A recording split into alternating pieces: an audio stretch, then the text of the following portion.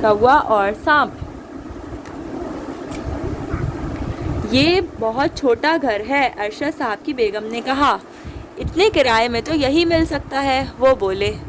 آپ اس سے بڑا کوئی گھر لے لینا، بیگم نے کہا۔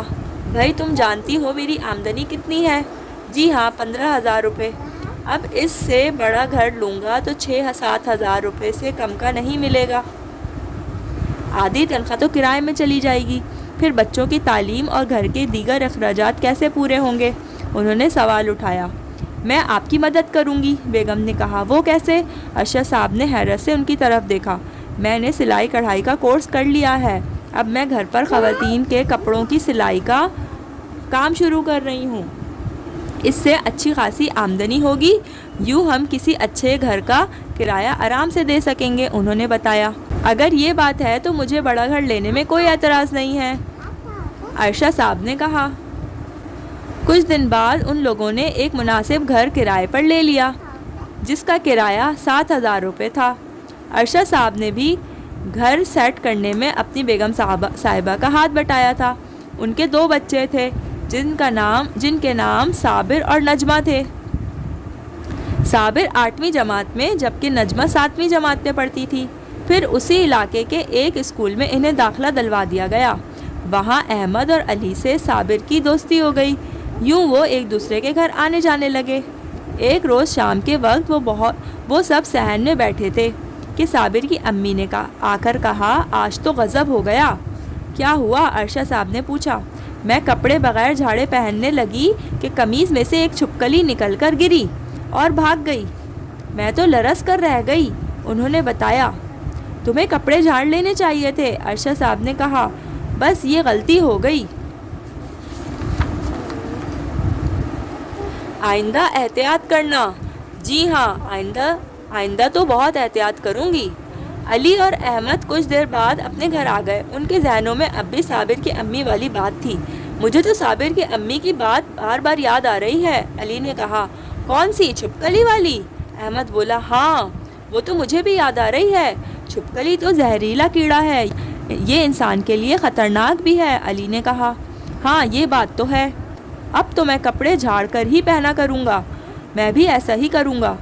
اکثر جب ہم کپڑے دیواروں پر ٹانگ دیتے ہیں تو چھپکلیاں اور دیگر کیڑے مکوڑے ان میں گھس جاتے ہیں، ہم بے خیالی میں کپڑے پہن لیتے ہیں تو وہ کیڑے مکوڑے انہی میں موجود ہوتے ہیں۔ ہاں تم ٹھیک کہتے ہو، امی تو بار بار ہم سے یہی کہتی ہیں کہ کپڑے اور موزے جوتے اچھی طرح جھاڑ کر پہنا کرو، بس مجھ ہی سے کوتاہی ہوتی رہی ہے کئی مرتبہ۔ ہاں، یہ کوتاہی تو میں بھی کرتا رہا ہوں، لیکن اب نہیں کروں گا، اب تو میں بھی نہیں کروں گا۔ میں تو یہ سوچ کر پریشان ہو رہا ہوں، اگر کبھی ہم کپڑے بغیر جھاڑے پہنتے اور ان میں کوئی چھپکلی ہوتی تو کیا ہوتا؟ ایسی باتیں نہیں کرو، مجھے تو جھرجھری آ رہی ہے، علی نے کہا۔ اسی وقت امی وہاں آ گئیں اور ان سے پوچھا، ارے بچوں، کیا باتیں ہو رہی ہیں؟ چھپکلی کی، علی نے جواب دیا۔ چھپکلی کی؟ وہ حیرت سے بولی۔ جی ہاں، وہ کیا باتیں ہیں؟ اگر وہ کپڑوں میں گھس جائے تو؟ وہ کیسے؟ وہ ایسے کہ اگر ہم کپڑے جھاڑ کر نہ پہنے تو چھپکلی یا کوئی اور کیڑا مکوڑا کپڑوں میں گھس سکتا ہے۔ ہاں، یہ تو ہے، ہم یہی باتیں کر رہے تھے، لیکن یہ موضوع کیسے چھڑ گیا؟ ہمارے دوست صابر کی امی کی وجہ سے۔ دیکھو ان کی چھپکلی ہے کپڑوں میں۔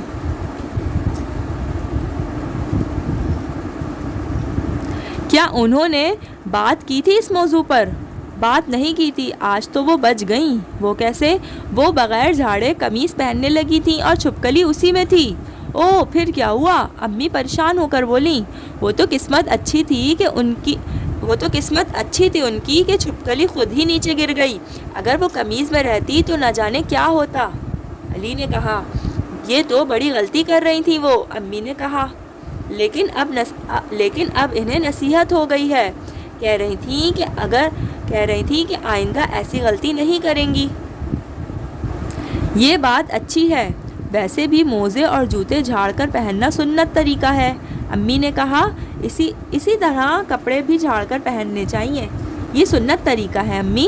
علی نے حیرت سے ان کی طرف دیکھا۔ ہاں بچوں، انہوں نے سر ہلایا۔ حضور صلی اللہ علیہ وسلم بھی ایسا کرتے تھے؟ ہاں بیٹے۔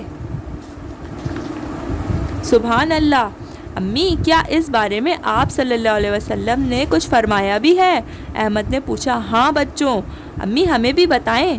اس بارے میں ہمارے پیارے نبی حضرت محمد صلی اللہ علیہ وسلم کا ایک واقعہ میں تمہیں سناتی ہوں۔ امی جلدی سے سنائیں، احمد بتابی سے بولا۔ حضرت عبداللہ بن عباس رضی اللہ تعالیٰ عنہ فرماتے ہیں کہ ایک مرتبہ حضور صلی اللہ علیہ وسلم جنگل میں تشریف فرما تھے۔ آپ صلی اللہ علیہ وسلم نے ایک موزہ پہنا اور دوسرا پہننے کا ارادہ فرما رہے تھے کہ ایک کوا آ کر اسے اٹھا کر لے گیا اور اوپر جا کر اس کو پھینک دیا۔ اس میں ایک سانپ گھسا ہوا تھا جو موزے سے گرنے سے باہر نکل کر گر پڑا۔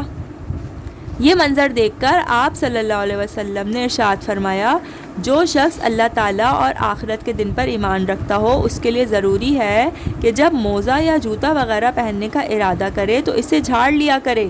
طبرانی۔ سبحان اللہ، احمد بولا۔ اس طرح ہمیں موزے، جوتے اور کپڑے وغیرہ جھاڑ کر پہننے چاہیے۔ اب امی بولی۔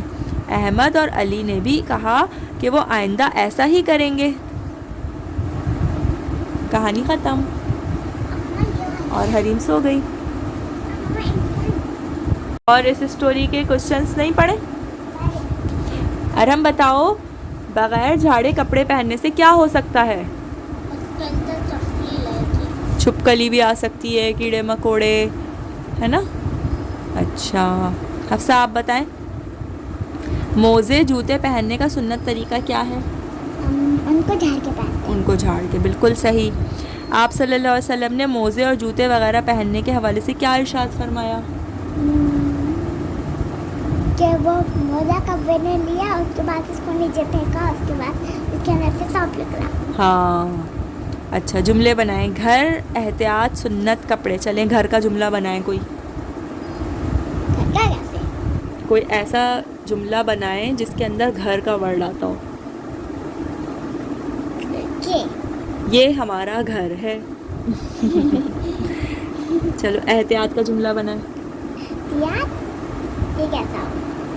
ایسے میں بولتی ہوں نا، احتیاط سے چلو، احتیاط سے رکھو، ایسے۔ چلو جملے بنانا سکھا دوں گی میں۔ چلو اب تیسری کہانی پڑھیں۔ پانی